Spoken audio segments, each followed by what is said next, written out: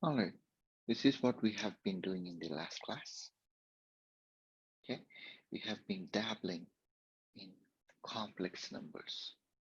We are looking at a sine wave, a sinusoid wave, and its a representation as a complex number and also as a um, polar form, in a polar form. Okay, it's important that we understand how they relate to each other. Okay, so it essentially comes down to the fact that the sinusoid could be cosine or a sine. Okay, have any sinusoid, cosine or a sine, and then let's see, complex numbers,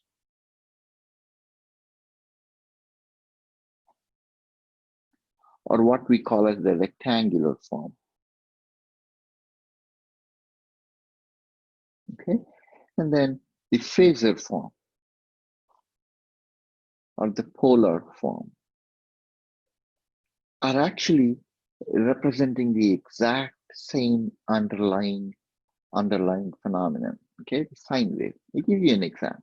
Okay, think about one of these as the x-axis, the Cartesian plane. Okay, on which we like to represent the real numbers. Okay, think of the y-axis on which we like to represent the imaginary part.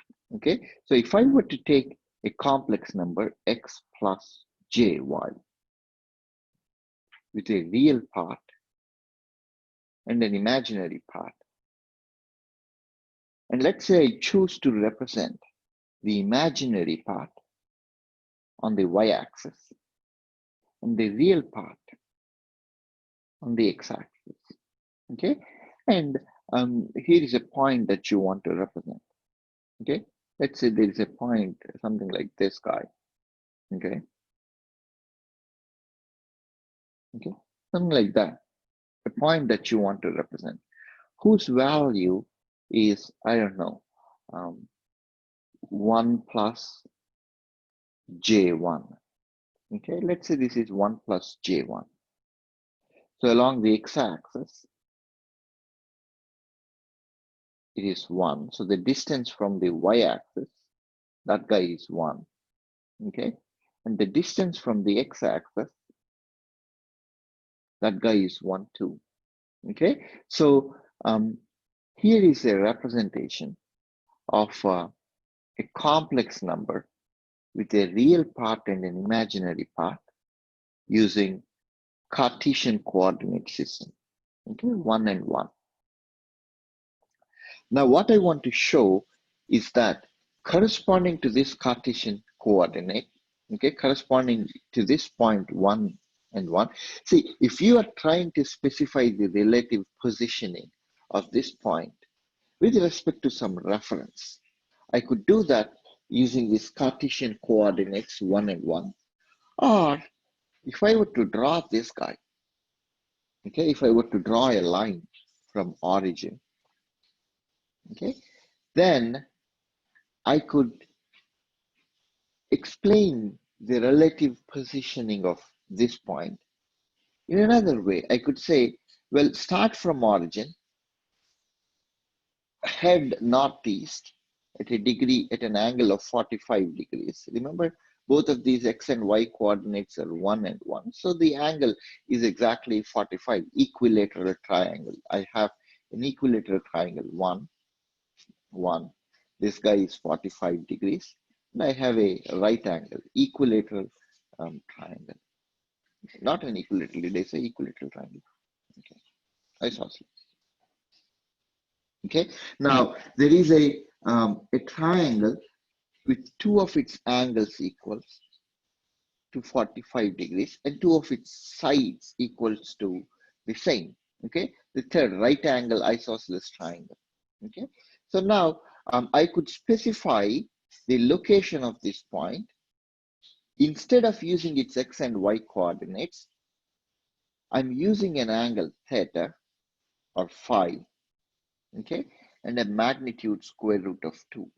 Okay, we know from Pythagoras theorem that if this is 1 and this is 1, the hypotenuse is going to be the square root of sum of these squares. Okay, so now we should be this representation. When I represent something in x plus jy form, we like to call it the rectangular form.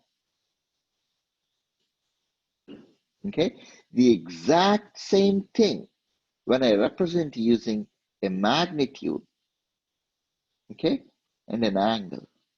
That's called the phasor or polar form, complex number. Okay, this is called a phasor or a polar form. Now this is a angle phi, and as you can see, the magnitude of this guy, the distance of this guy, okay, the hypotenuse, that guy is the magnitude. A is the magnitude.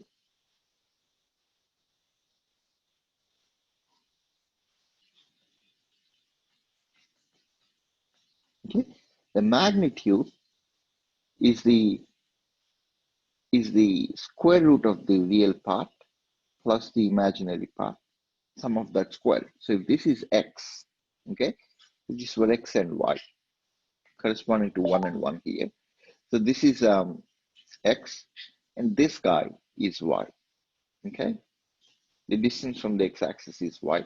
So the distance here, the distance of the, or the magnitude of the length of this straight line, okay? That guy is x squared, real part squared, plus imaginary part squared. So if you wanted to find out phi, all you have to do is tan inverse arctan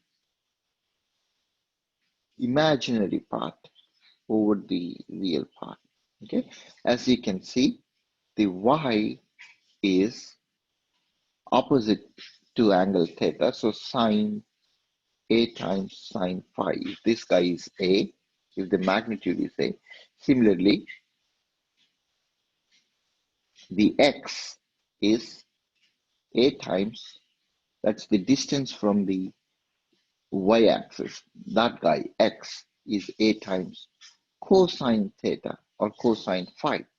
Okay, because this happens to be the adjacent side. Remember, x happens to be the side that is adjacent to theta. Okay, so we should be able to understand that cosine theta is the value of adjacent side to theta by the hypotenuse. So if you wanted to find the adjacent side to theta or the real part, it will be a cosine theta. Similarly, sine theta, or I'm sorry, I keep saying theta using theta and phi interchangeably. So sine phi is the opposite side to phi over a, meaning the imaginary part of y is a times sine phi. Okay, so that's the relation I'm using here to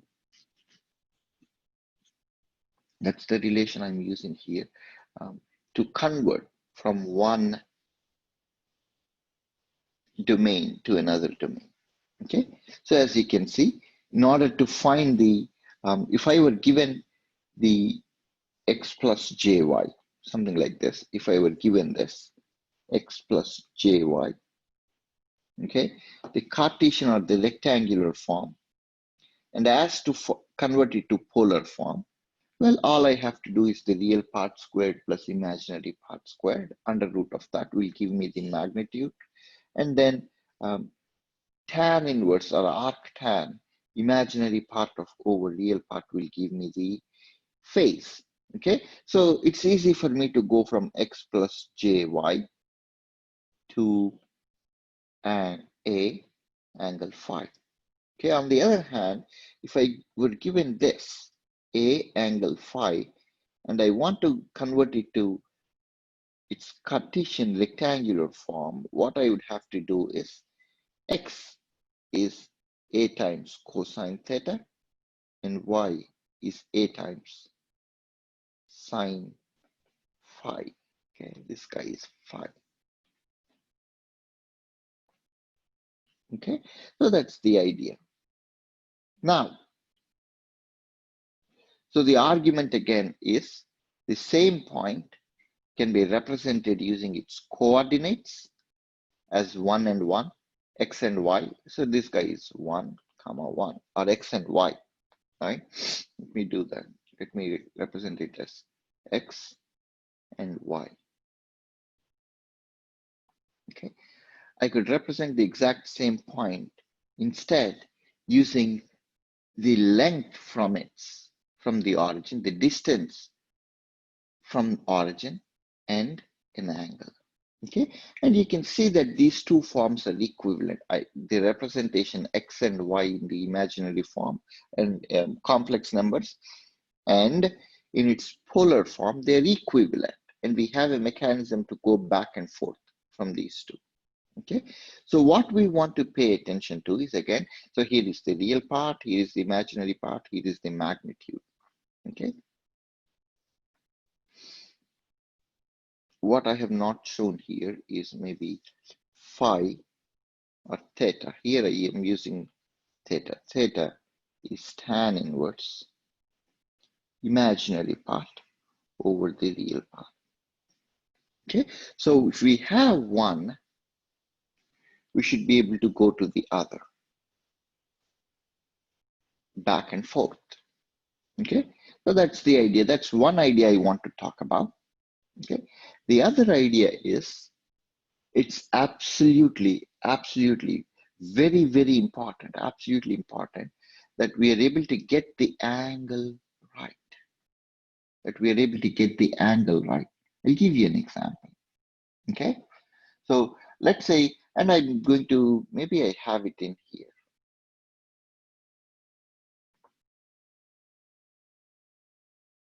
Let's see. Yeah, we'll come back to this.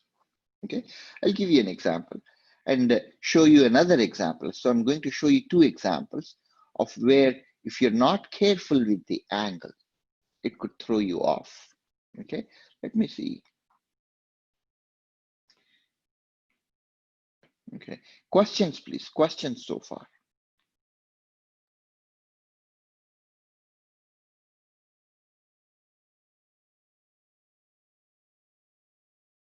Okay, so now I'm going to illustrate the idea using 4 points. Okay, this one, there is 1 point in the first quadrant where x is positive and y is positive, and the exact same point, okay, in the second quadrant, and a very similar point in the third quadrant, and the point in the fourth quadrant. Okay, let's say I have, let me take the third quadrant, -1 and -1. Okay, and what would be the distance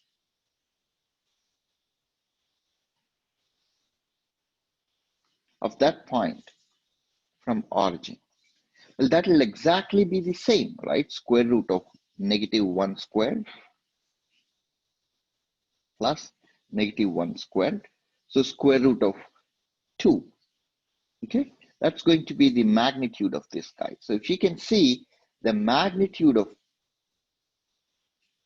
that line and the magnitude of this line are exactly the same. Okay, so if I were to convert this guy, so let me add a page here.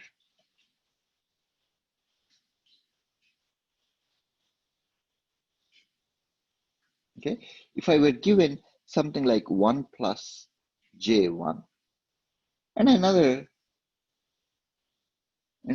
complex number, -1 plus minus j1, okay, or plus negative. And let's see what happens if I try to convert this from rectangular form to polar form. Okay, the magnitude is going to come out to be 1 squared plus 1 squared under root. Okay, this is going to come out to be -1 squared plus -1 squared under root.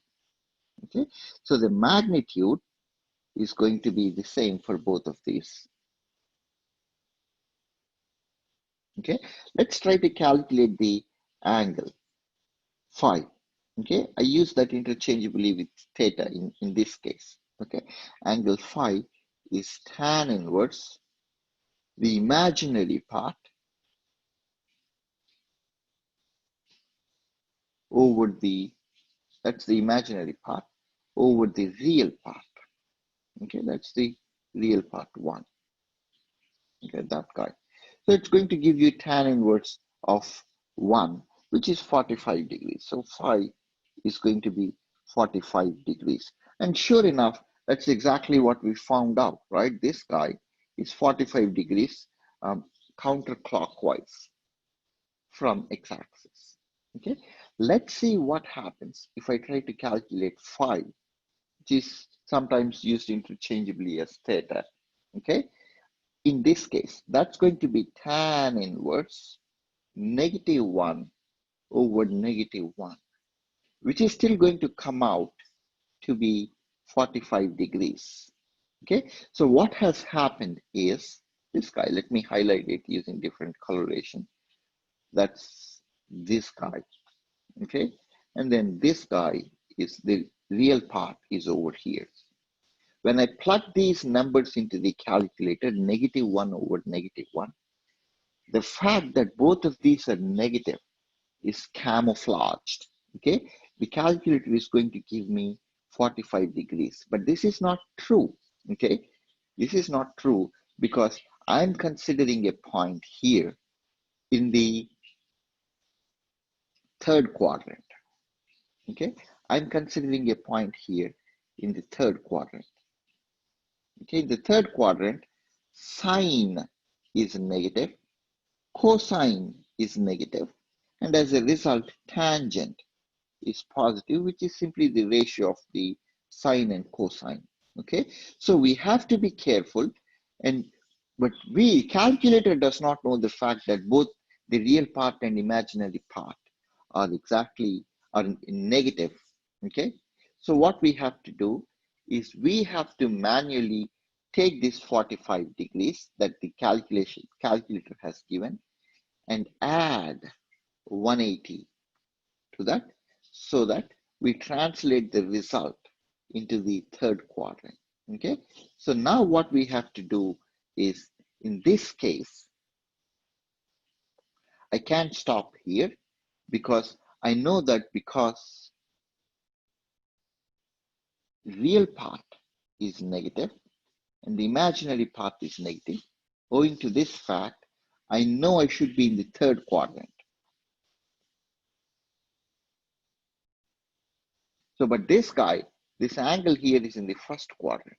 So how do you move from third quadrant to first quadrant? All you have to do is 45 plus 180 degrees. Okay, so you have to pay attention to the relative sign of or polarity of the real part and the imaginary part, and then make sure that you are absolutely residing in the quadrant that you want to be in. Okay, so that's the idea. Questions, please. Questions so far.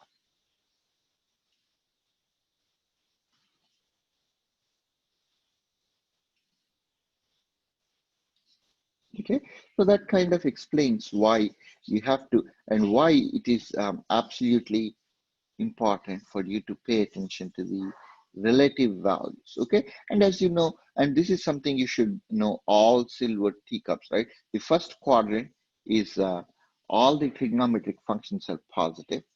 In the second quadrant right here, okay, in the second quadrant, the cosine is negative and the sine is positive. In the third quadrant, down below the bottom left, the tangent is positive, sine and cosine are negative. And then in the fourth quadrant, okay, bottom right, cosine is positive and the sine is negative. Okay, so based on the real part and the imaginary part, which one is positive? Real part represents the cosine, right? Real part represents the cosine. Think about it. Real part represents the cosine, and imaginary part represents the sine, as we talked about. Okay, so that is how you would pay attention to angle and ascertain angle appropriately. Questions, please. Okay, so in this slide, what you should have seen is that there is an undeniable equivalence between the rectangular form and the Phasor form. Okay, rectangular form and the Phasor form. They're essentially the same underlying point that you're trying to represent, but using two different notations. If you're using angle and magnitude, that becomes your polar form. If you're using in its x and y coordinate, that becomes its rectangular form. And that's all there is to it. Okay? Questions, please.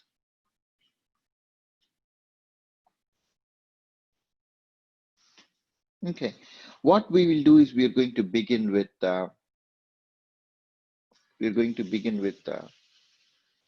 some more problems. Okay, let's spend some more time working on these problems. Okay, so we'll do one on Thevenin's equivalent. Okay, then we'll see if we can use a node voltage method, and then we'll see op-amp problem in frequency domain. Okay, so these are all the techniques that we already looked at, just that we are going to revisit them in the frequency domain.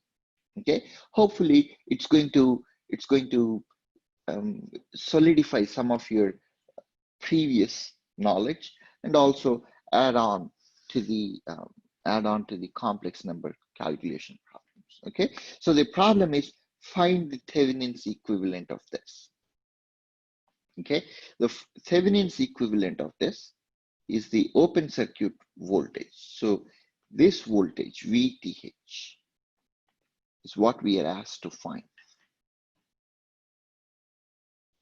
Okay, so that's what we are expected to find. And then the first thing I'm going to do here, let's see. The first thing I'm going to do here is to see if I can name some of these nodes.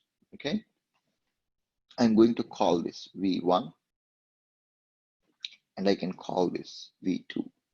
Okay, if you notice, V2 is actually a voltage source whose value is 10 times Ix. Okay, that's V2. Okay, so let's see, the observation I'm going to make is Ix, that's the current flowing in this 20 ohm resistance down below, is V1 over 20 ohms. Okay, that's the current.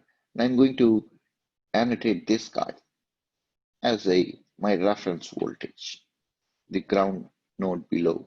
That's the node I'm going to call as ground.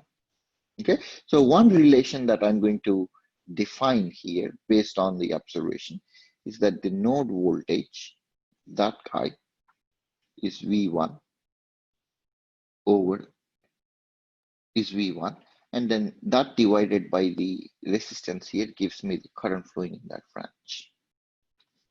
Okay, now what I'm going to do is to write KCL.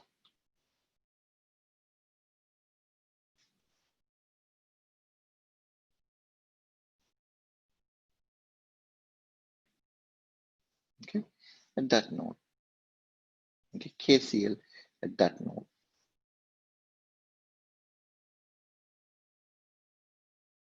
At node V1, this guy.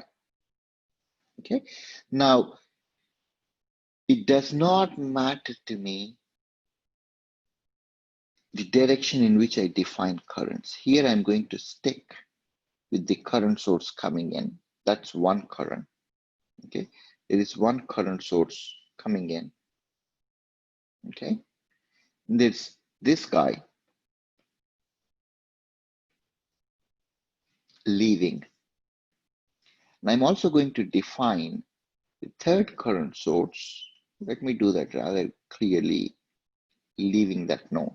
Okay, so at the node V1, there are two currents leaving and one current entering. Okay, two currents leaving and one current entering. So here is what I'm going to do. I'm going to say currents leaving equals to the currents entering.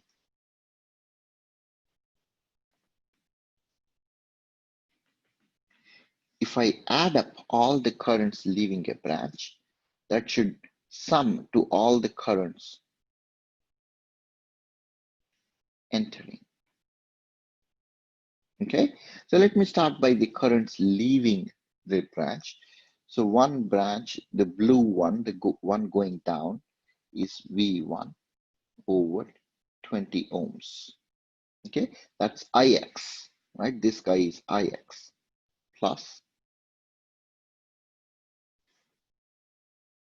the current going from left to right is V1 minus V2 over J10 ohms. Okay, that's the current going to the right, the green one. That's the sum of all the currents leaving. Now I can add the currents entering. They should be equal. The current entering is 2 angle 45 degrees. Okay, 2 angle 45 degrees. Does that make sense? So this is KCL at node 1.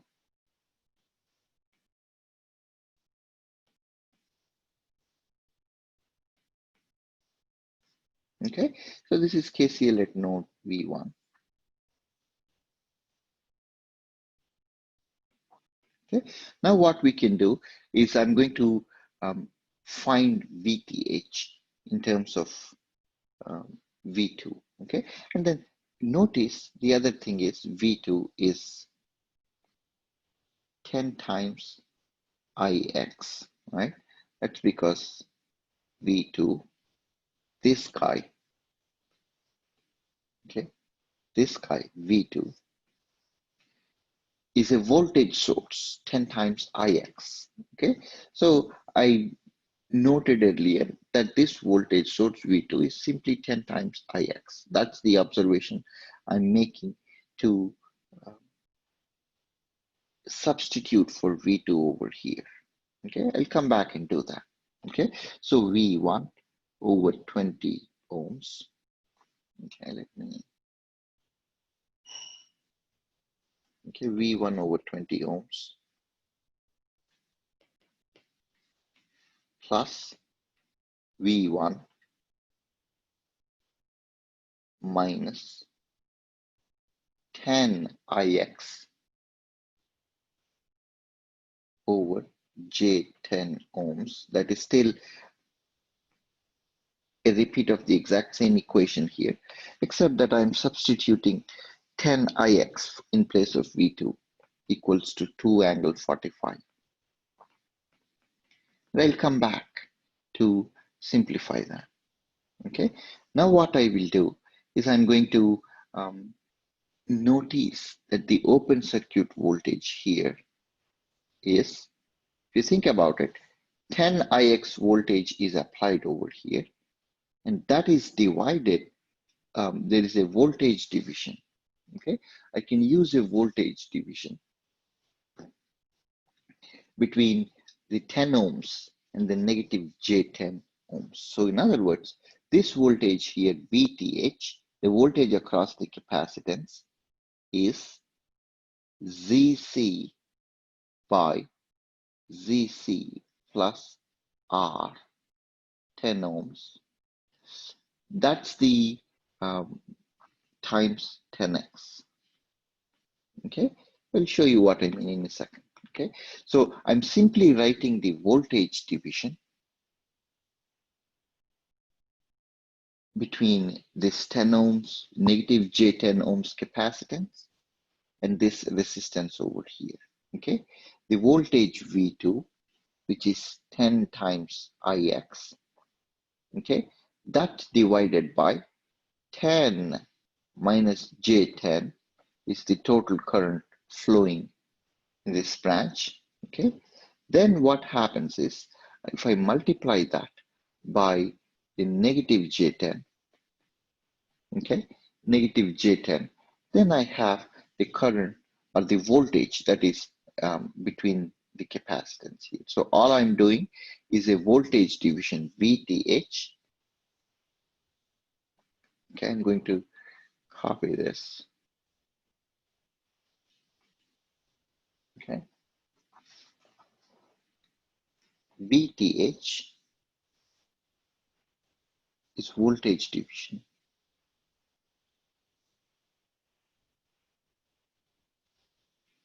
between 10 ohms and negative J10 ohms. Okay, negative J10 ohms is capacitance. So the voltage division between 10 ohms and negative J10 ohms.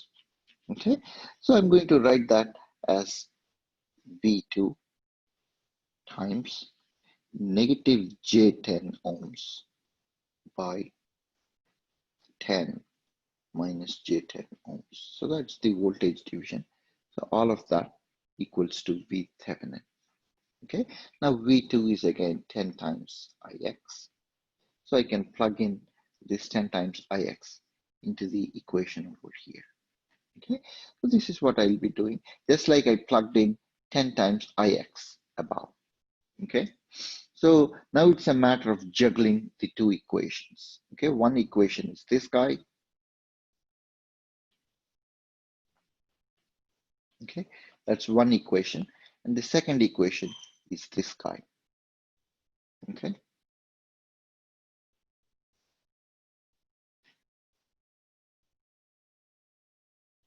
that's the second equation.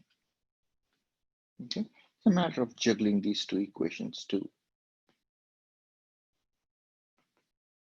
solve. Okay, so let me see if I can do that. I'm going to start with this guy, the one on the top. Okay, V1 over 20 ohms. Okay, plus V1 minus 10 times Ix, 10 times. Remember Ix, the very first step I did was to write Ix as V1 over 20 ohms, right? So I'm going to use that over here, okay? So this Ix, I'm going to replace it with 10 times V1 over 20 ohms, okay? So that guy equals to 2 angle 45. All of that divided by, let me not forget this J10 ohms. Okay, questions please, questions so far. So all I have done is to start with the equation on the top, okay? And I didn't change anything, I didn't change a thing, except writing V1 over 20 ohms in place of Ix. That's all I have done. Ix is replaced by V1 over 20 ohms, okay? Now I can massage this further to separate out V1. Okay, then I have 1 over 20 ohms plus 1 over J10 ohms, okay, minus, okay, 1 over J20 ohms. All of that is equals to 2 angle 45 degrees. Okay, now what I'm going to do is to simplify this guy. Okay, so the idea is that this is V1, 1 over 20 ohms. Okay, I can add them up, okay, to write them as 1 over J20 ohms. Okay, 1 over J20 ohms, because I can do the LCM of 20 and then add them up, the numerator. Okay, so all of that equals to 2 angle 45 degrees. okay, 2 angle 45. Now I'm going to write them as V1 over 20. When I factor that out, I have 1 plus 1 over J1, 2 angle 45 degrees. Okay, so as you can see, now I'm going to convert them into, bring them into the numerator form. Okay, so V1 over 20 ohms, okay, 1 plus, I'm going to write this 1 over J1 as negative J1. Okay, that is because I'm going to write 1 as negative J squared. Okay, the 1 in the numerator is simply negative J squared over J1, right? So I'm going to be left with negative J. Okay, so it's simply coming from the fact that J squared equals to 1. Okay, negative J1 equals to 2 angle 45 degrees. Okay, so that's what we have come up to. Now what we can do is to notice that we can convert. So we are in a situation where we have to do a division. Okay, where we have to do a division in order to find V1. Okay, what we will do is to convert this V1 over 20 ohms equals to 2 angle 45 over 1 minus J1. So I have taken this part to the other side of the equation. And as you know, when you see something in a division form, it's always better to convert this. It's always better to convert this into a polar form. So when I convert this to polar form, I'm going to have square root of 1 squared plus negative 1 squared. That's the magnitude. And the angle is going to be tan inverse negative 1 over 1. Okay, tan inverse negative 1 over 1. So that's the representation of this guy. Okay, so simply the polar representation of that guy. So what I have is V1 over 20 ohms is 2 angle 45 degrees over square root of 2 angle tan inverse negative 1 over 1 is going to give me 45 degrees.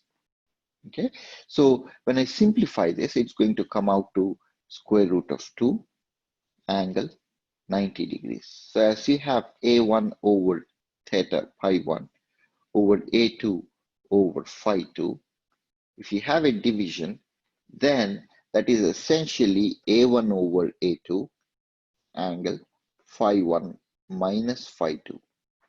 Okay, so that's how division works in polar form. Okay, division in polar form is simply division of magnitude and subtraction of the phases. Okay, and that's the reason why we like to do all our divisions in the polar form. Okay, so V1, okay, over 20 ohms is going to be square root of 2 times angle 90 degrees. Okay, so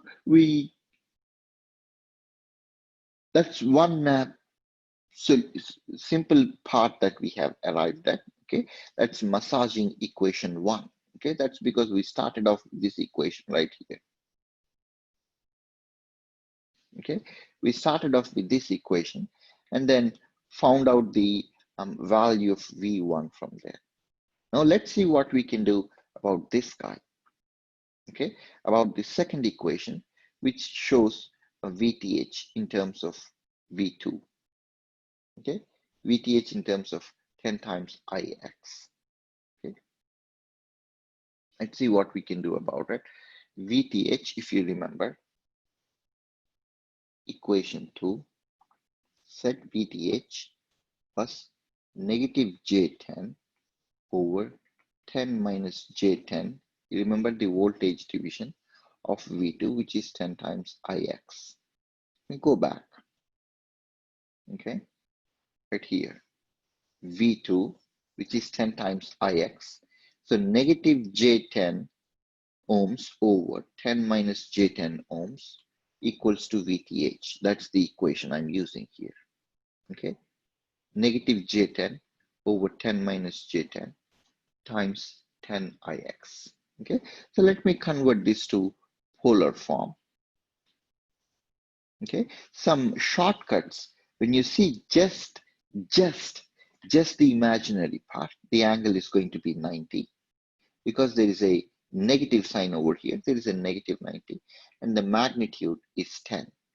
So that represents this guy, okay? Here, pay attention that the real part and imaginary part are the same. So the angle is going to be 45. Well, I still have to account for the fact that the sign is negative. So I'm going to, or the imaginary part is negative, so that I have to pick up an additional negative sign. And when the real part and the imaginary part are equal, then the angle corresponds to 45 and the magnitude is 10 times root 2. You can add this 10 squared plus negative 10 squared. Okay, we'll give you square root of 10 squared 2. Okay, 10 square root of 2. That's exactly what I'm doing here. Okay, you don't even have to do the math. You don't have to do that. When you find real part and imaginary part the same, then you automatically know that the angle is 45 degrees. Okay, the magnitude is this guy. Okay, so it doesn't matter phi in some alpha plus j alpha. Okay, for this guy, the angle is going to be 45 degrees and the magnitude is going to be alpha times root 2. That's all there is to it. Okay, similarly, if there's just a real part, and no imaginary part, okay, then the angle is going to be 90 degrees. Okay, and the angle is going to be, did I say that? The angle is going to be 0 degrees. Okay, 0 degrees. The magnitude is alpha. Similarly, if you have this 0 plus beta j, okay, then the angle is going to be 90 degrees because there's just the sinusoid component. Sine is maximum at 90 and sine is this is purely imaginary number. Okay, there's purely imaginary part, there's no real part to it, and the magnitude is going to be beta. So there's going to be some shortcuts that we can use. If there is a gamma plus j gamma, then the angle is 45. Both the real and imaginary parts are the same, and the magnitude is gamma times square root of 2. Okay, what happens, what's the angle when I have a purely real part? There's a purely imaginary part, where in this case the real part is equals to the imaginary part. Okay, these are some shortcuts you want to remember in your mind. Okay, so here is what we have done. That's exactly what I have done. Down below, I noticed that the real part and imaginary part are the same, so the angle is 45 degrees, but then the imaginary part is negative, so I have to pick up an additional 45 degrees over there. So what I can do is to cancel this 10 and 10. So I'm left with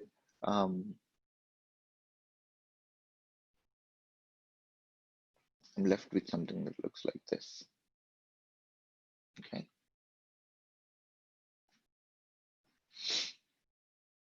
Into 10 times Ix.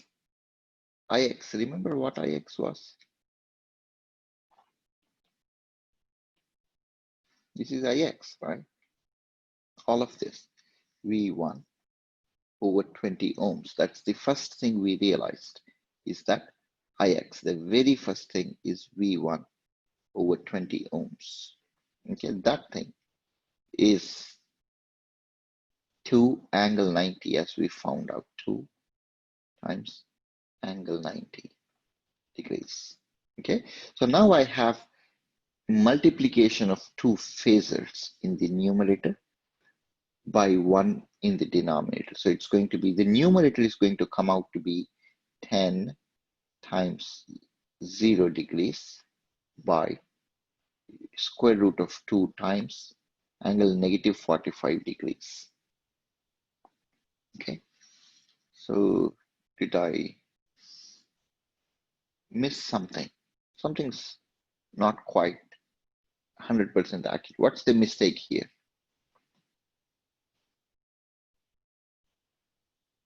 Could somebody tell me what's missing over here?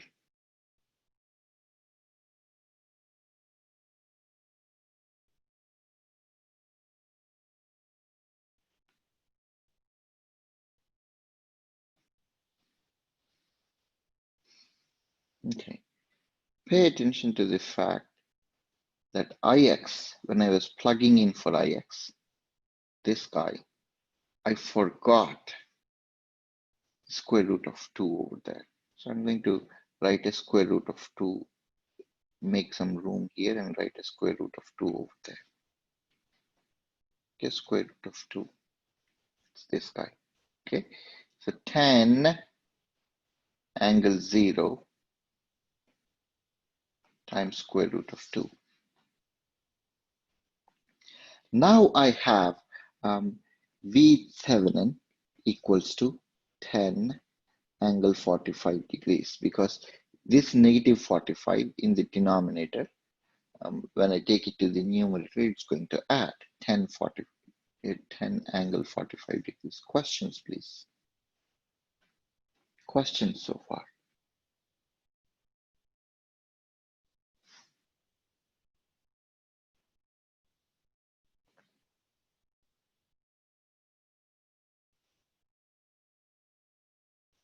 Okay. Let me see something in the chat.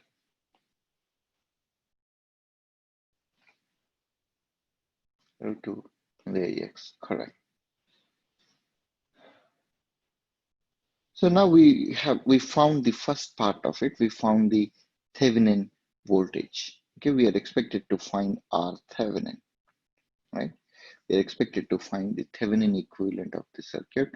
So all I have done is just one node equation.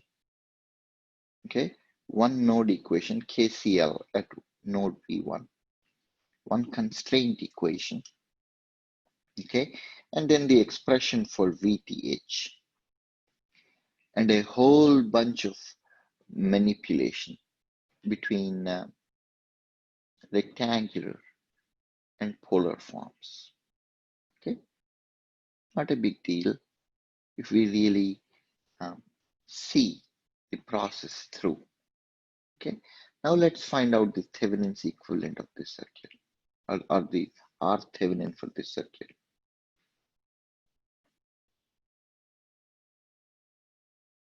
Okay, finding the Thevenin's equivalent involves finding VTH, which we just did. Okay, 10 angle 45. Then the second step is to find R Thevenin. Okay, let me see if I can add that over here. Okay, second step is to find R Thevenin.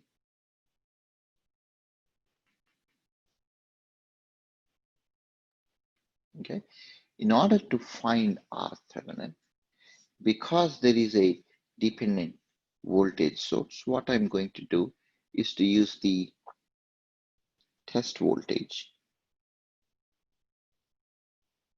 test current method. Okay, the method calls for short circuiting or deactivating. Okay, deactivating any independent current source. Okay, here is an independent current source. Because this is an independent current source, what I'm going to do is to, in order to deactivate that guy, the current source, I have to open circuit. Okay, so this is what it appears when I open circuit this guy. Okay, the first step in in deactivating or using the test voltage test current method is to deactivate current source, the independent current source.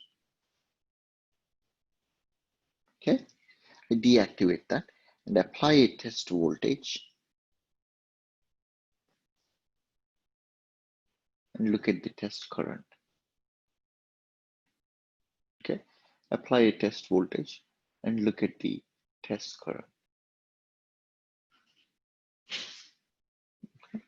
How do I look at the test voltage test current?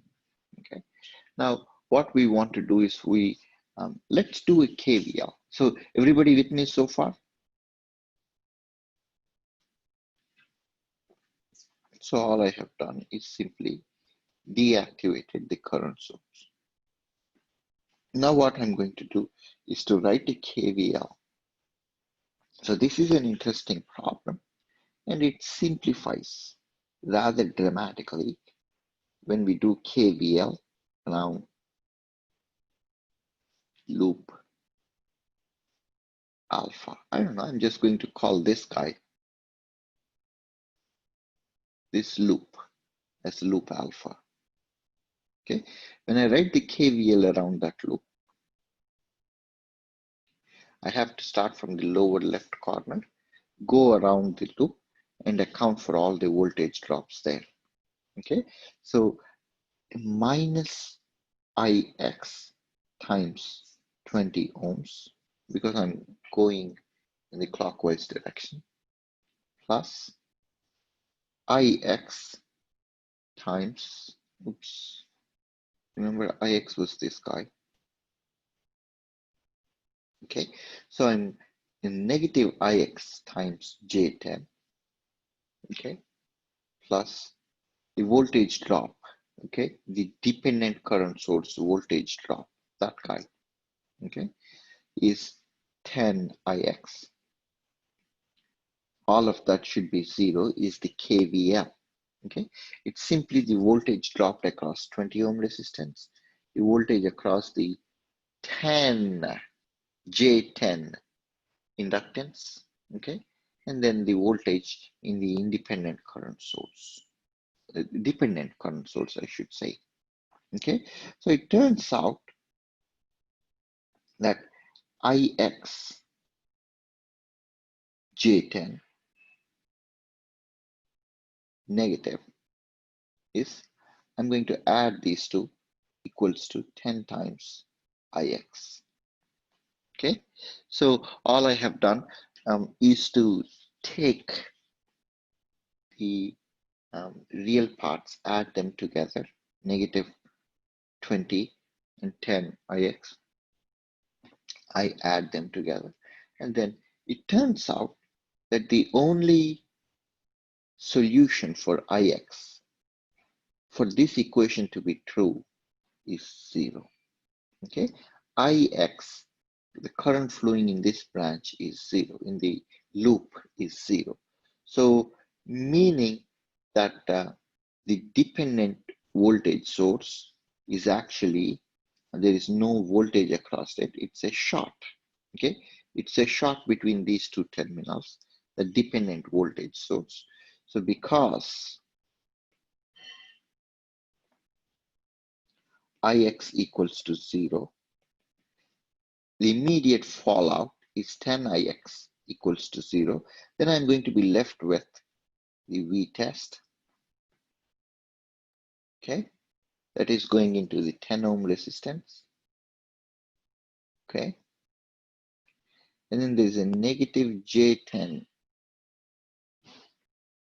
capacitance over here. Okay, negative J10 capacitance over here. Okay, and then remember this guy is a short. Okay, there is a short between 10 ohms and the capacitance, so I'm going to replace that with a short. Okay, now I have to find V test over I test in order to calculate R Thevenin. Okay, in order to calculate R Thevenin, I have to find out the um, equivalent of these two, which is a parallel combination of 10 ohms and J10 ohms.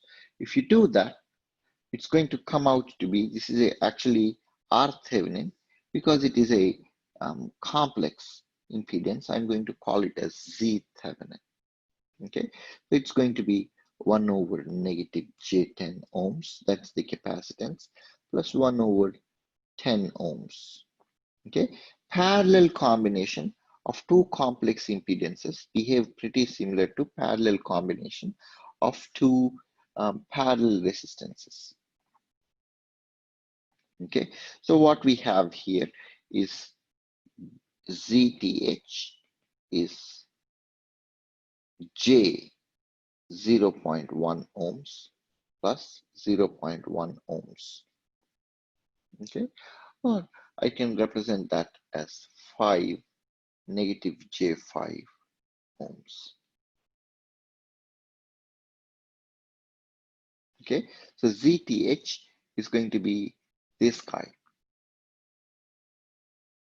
times VTH over ITH. So that's going to be ZTH. Okay.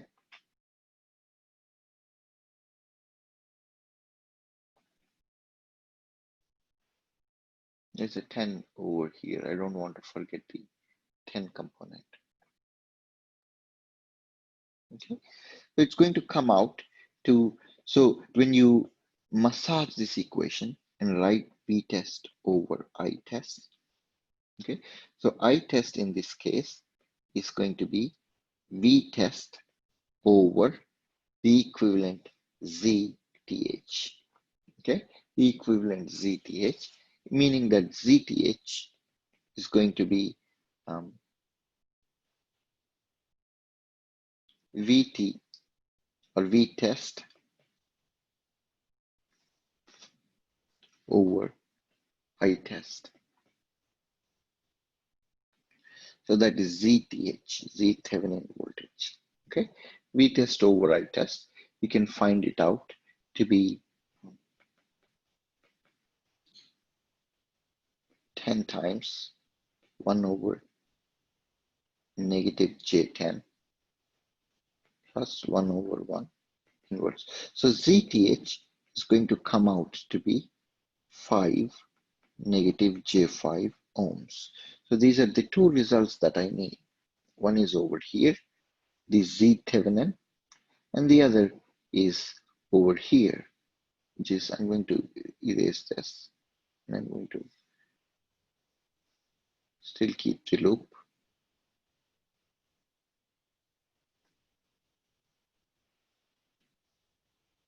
Okay, the other result is that I have the V Thevenin.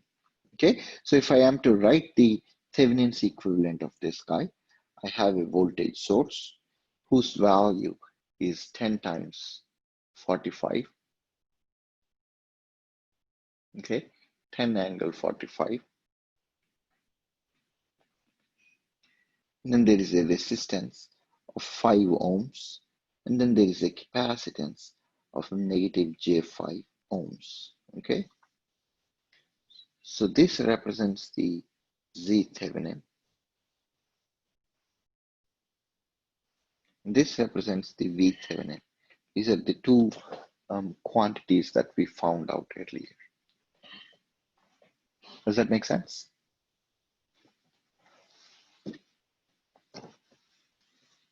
Okay. So finding the Thevenin equivalent.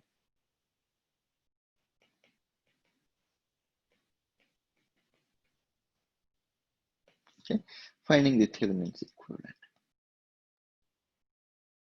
So we can do the node voltage method problem as well.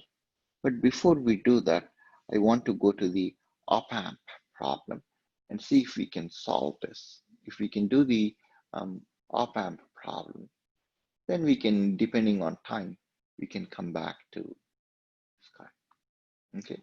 The question is, given these values, okay, the circuit like so, we have to find expression for V out, find time domain expression for V out. That's this guy, the voltage across the output resistance. Okay, time domain expression. That is what we are expected to find out. Okay, so how do we do that? So take a minute to think about how you want to do.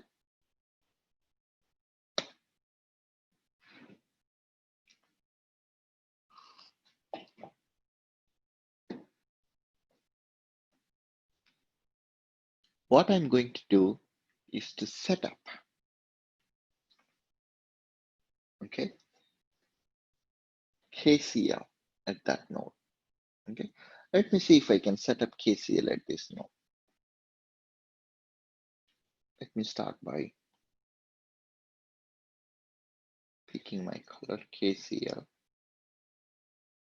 at node VA. Let's call this VA because that's specified to be VA, right? So a bunch of things we can do is to look at the currents that are leaving. Okay, one current leaving in this branch, okay, and another current leaving down below, okay, and then there is a current flowing in this direction, this node, through the 20 kilo ohm resistance, and then there is a current flowing in this branch over here. So let me call this I1, I2, I3, and I4. So KCL at node VA tells me that the sum of all the currents leaving I1 plus I2 plus I3 plus I4 should equal 0. Okay, so we are still in the very, very beginning stage of the problem where I have not even taken into account any complex numbers or any phasor forms. I'm simply writing KCL at node VA.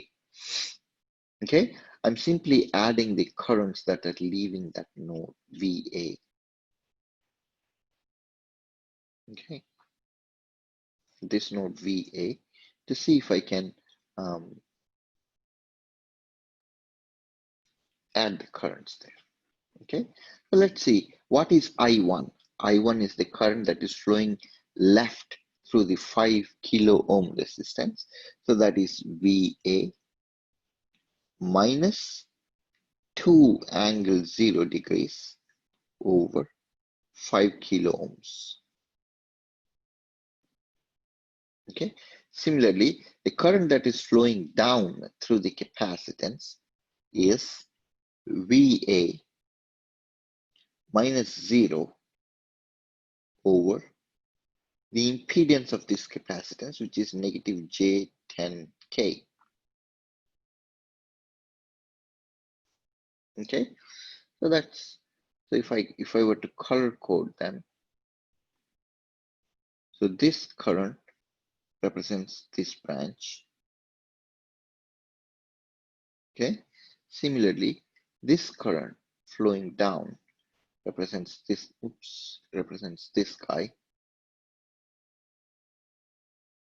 Okay, now there's also another current flowing in this direction. Okay, the current flowing in this direction. Now what I want to notice is what's the voltage on this guy? What voltage would I find on that guy?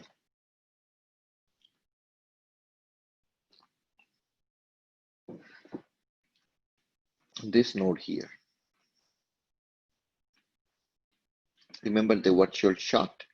Okay, because this guy is tied to ground, because the positive terminal is tied to ground, the negative terminal is also going to go to ground. Okay, so I can write the current in that purple branch going from left to right through the 20 kilo ohm resistance as VA minus 0 over 20 kilo ohms. Okay,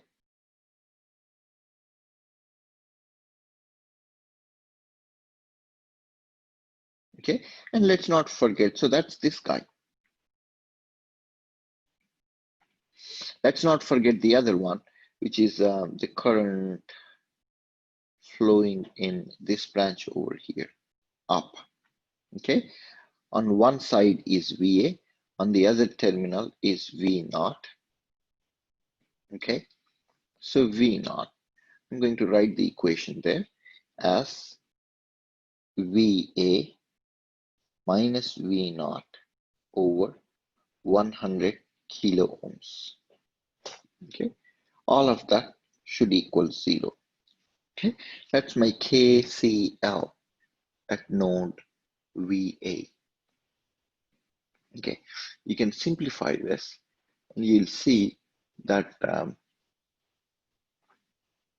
let's see, you'll see that this comes out to be a simple equation, something that looks like this: 26 plus J10 times VA, okay, minus V0, or VO is 40. Okay, see, notice that there is an addition operation, bunch of different addition operations here. So addition operations are always better done in rectangular form, in the complex number domain. Okay, so I converted everything. So this is, now the next step is to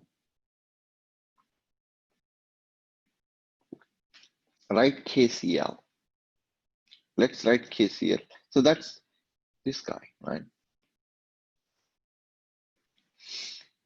So all I have done is to identify the different branch currents at that node VA. Okay, let me see if I can set up another equation here. Okay, so that's one step.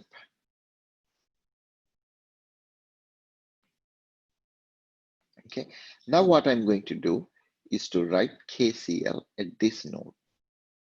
Okay, KCL at node Vn. If I were to call this as Vn, so we have two unknowns, Va and V0. Okay, we have to use two equations. So let's write KCL at node Vn. Okay, at node Vn, there are two currents. There is one current flowing in that direction. There is another current flowing in this direction. Also notice that because of virtual short,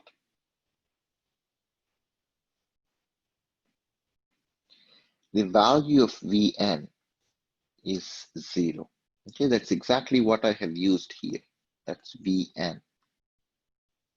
Okay, this guy is Va, that's not Vn. So this guy is Vn, this 0 here, Va minus.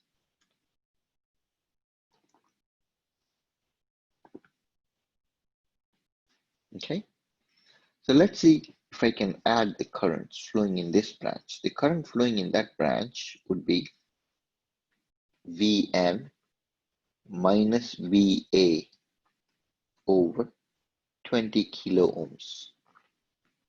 Okay, Vn is 0, so that's 0 over here. Okay, similarly, that's all of this.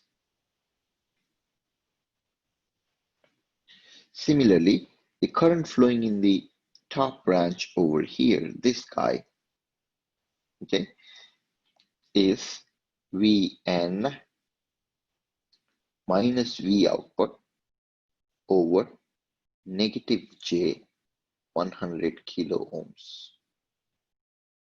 Okay, Vn is 0 because of virtual short, so I can write it to be 0 over here. Okay, so if all of that should equal 0, that's the KCL at node Vn. Okay, this current represents the current flowing up.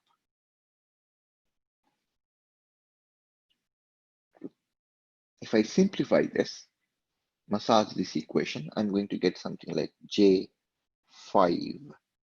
VA minus V0 equals to 0. So now I have two equations. Okay, equation 1. So equation 1 over here. Then another equation, equation 2 over here. Two equations and two unknowns, VA and V0. We should be able to solve for that. Okay, we should be able to solve for that. When we do that, and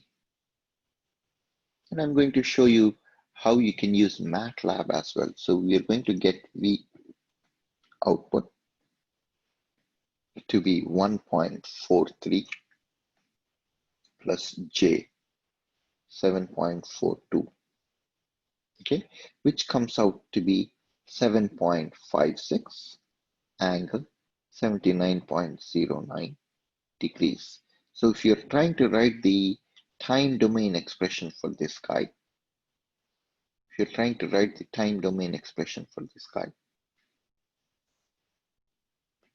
okay, V output of time equals to, that guy is equals to 7.56. So that's the magnitude here.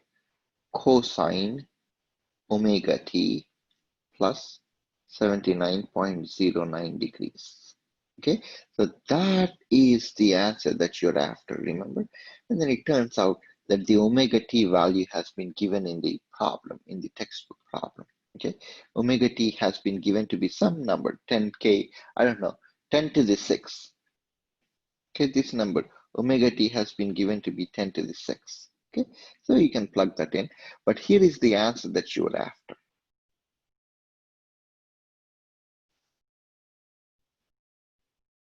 Okay, so all you have done is to set up KCL, two different nodes, okay, and then solve.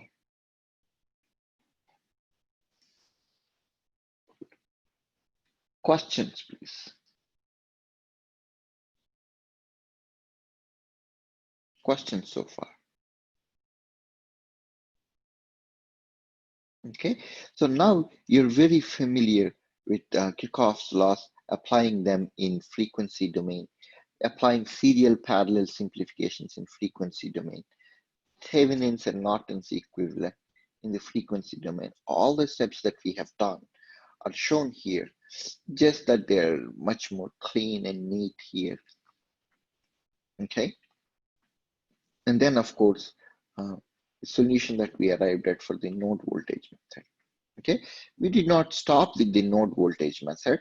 We went on to apply the idea of using complex numbers to derive sinusoid, to derive the response of the circuit to sinusoid inputs in the case of an operational amplifier as well. Okay. We looked at the sinusoid response of an op amp. We simply applied KC. Let me go back really quickly to this part. Okay, chapter 4, MATLAB in engineering.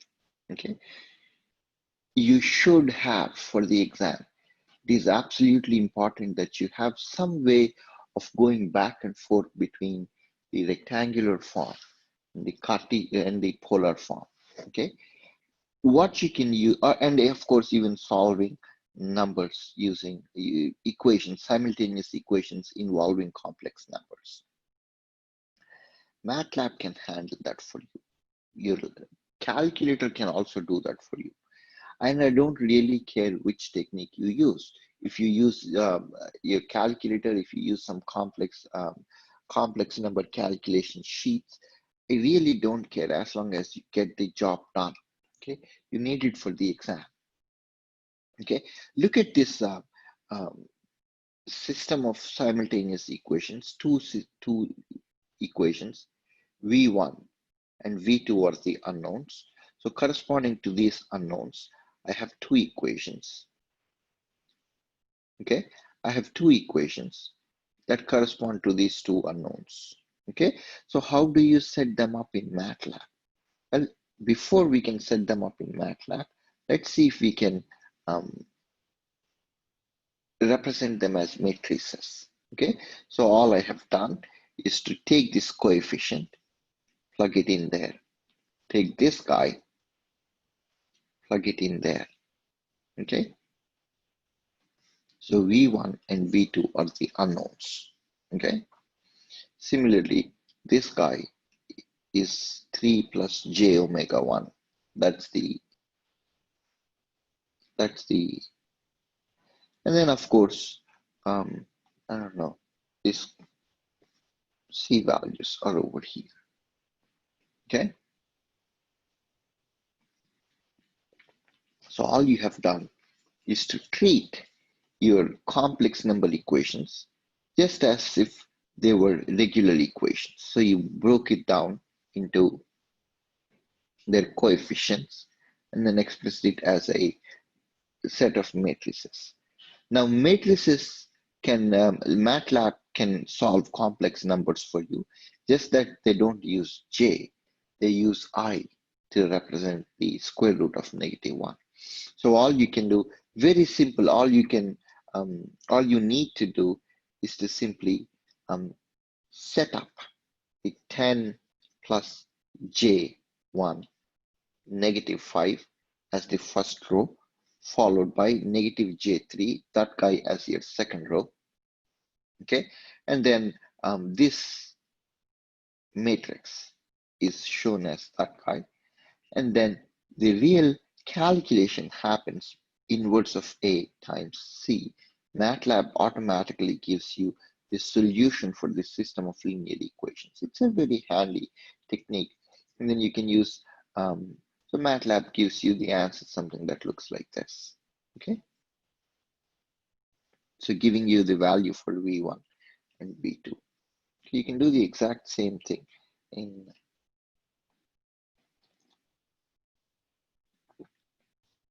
calculator as well. Okay, so go through these notes and then see if you can use them to your advantage. Okay, questions please, questions so far.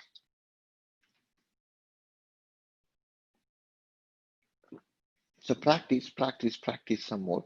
Don't be intimidated by the fact that these complex number calculations are, they're clumsy, they're very, very ugly, they're very tedious, but there's nothing intellectually challenging about this. It's just clockwork, like one step after the other.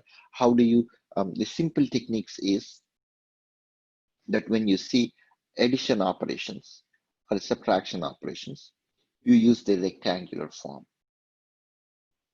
When you see the multiplication operations or division operations, you use the Phasor form or polar form. They're the same, right? Polar or the Phasor form. Okay, that's all there is to it. Okay, and you should be pretty comfortable converting one form to another. If you're given x plus jy and you want to express it as polar form, all you have to do is x squared plus y squared. The angle is tan inverse imaginary part over real part.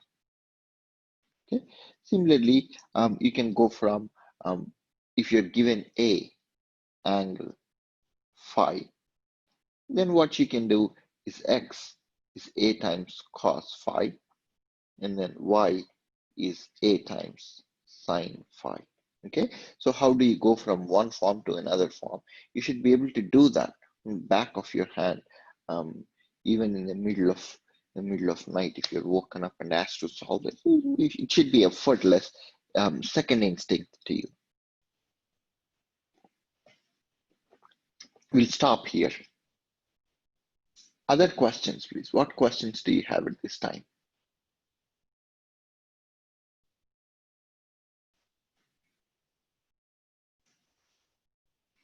Let me check the chat.